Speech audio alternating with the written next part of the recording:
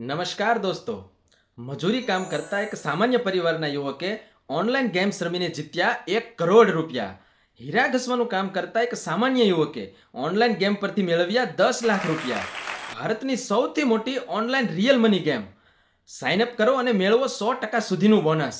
આજે જ રમો ઓનલાઈન રિયલ મની ગેમ્સ અને જીતો લાખોના ઇનામ. આ પ્રકારની લાખો કરોડો રૂપિયાની જાહેરાતો તમે સોશિયલ મીડિયા પર, ટીવી પર કે તમારી આસપાસ સાંભળી હશે અને જોઈ હશે. અને તમે પણ ક્યાંક ને ક્યાંક આવી જાહેરાતોથી લલચાયા હશો અને પ્રભાવિત થયા હશો, ખરું કે નહીં?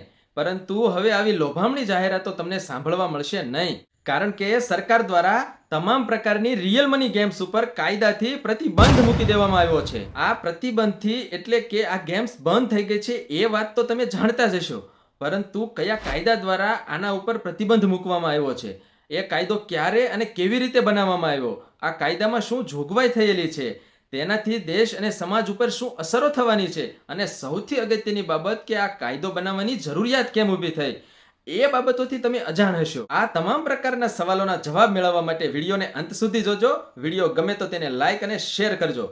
સૌથી છેલ્લે કાયદો કેવો લાગ્યો એની કોમેન્ટ કરીને ચેનલને સબસ્ક્રાઇબ કરજો.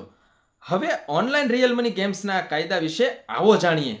દોસ્તો, તારીખ 20 ઓગસ્ટ 2025ના દિવસે દેશના આઈટી મિનિસ્ટર અશ્વિની વૈષ્ણવ દ્વારા લોકસભામાં એક બિલ રજૂ કરવામાં આવે છે, જેનું નામ હતું promotion and regulation of online gaming bill 2025.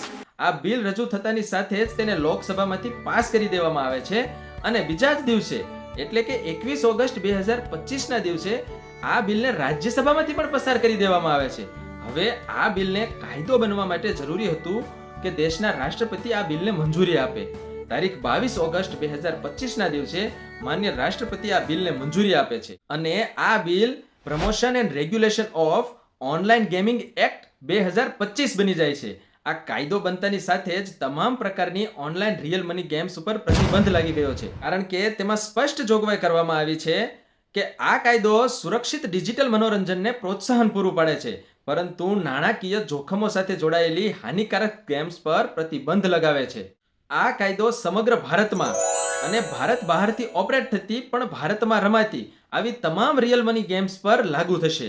ત્યારે સવાલ એ થાય કે સરકારની કરોડો રૂપિયાની આવક અને કરોડો લોકો આવી ગેમ્સ સાથે જોડાયેલા હતા, છતાં પણ આ કાયદો બનાવવાની જરૂર કેમ પડી? તેના માટે પીઆઈબી દ્વારા જાહેર કરેલી આ વિગત જુઓ.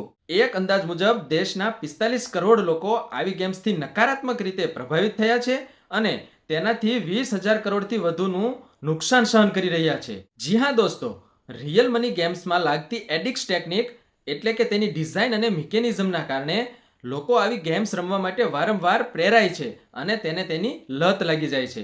કિશોર, યુવા વર્ગ અને મધ્યમ આવક ધરાવતા આર્થિક રીતે નબળા લોકો આવી ગેમ્સ તરફ ઝડપથી આકર્ષાય છે અને સૌથી મોટું આર્થિક નુકસાન પણ તેમને જ સહન કરવું પડે છે. આવી ગેમ્સ રમવા માટે આ લોકો પોતાની બચત તોડી નાખે છે, પૈસા ઉધાર લઈ લે છે, જે તેમના સામાજિક અને પારિવારિક જીવનમાં ચિંતા, તણાવ અને ઝઘડાનું મુખ્ય કારણ બને છે અને ક્યારેક આત્મહત્યા જેવા કિસ્સા પણ આપણી સામે આવે છે. આવી ગેમ્સનો ઉપયોગ મની લોન્ડરિંગ એટલે કે બ્લેક મનીને વ્હાઇટમાં ફેરવવા માટે થઈ શકે છે. આવી ગેમ્સ દ્વારા પૈસા ઝડપથી અને સુરક્ષિત રીતે ટ્રાન્સફર થતા હોય, આતંકવાદ જેવી પ્રવૃત્તિઓના ફંડ માટે પણ એનો ઉપયોગ થઈ શકે છે. એટલે કે દેશની સુરક્ષા માટે પણ આ કાયદો બનાવવો જરૂરી હતો. જુગાર અને સટ્ટાબાજી ભારતમાં પહેલેથી જ કાયદા દ્વારા પ્રતિબંધિત છે, એટલે ભૌતિક અને ડિજિટલ બંને જગ્યાએ સમાન ધોરણો લાગુ થાય એટલા માટે પણ આ કાયદો બનાવવો જરૂરી હતો.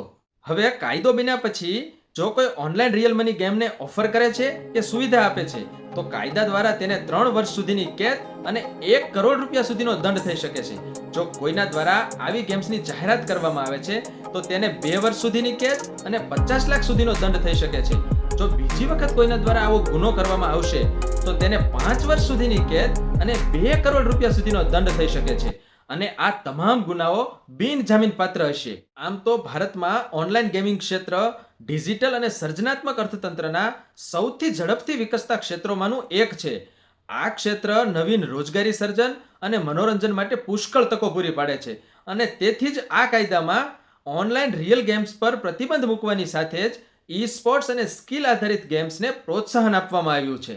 જો કે આ બિલના નિયમનથી દેશના લોકો અને સમાજને પણ વ્યાપક લાભો મળવાની અપેક્ષા છે.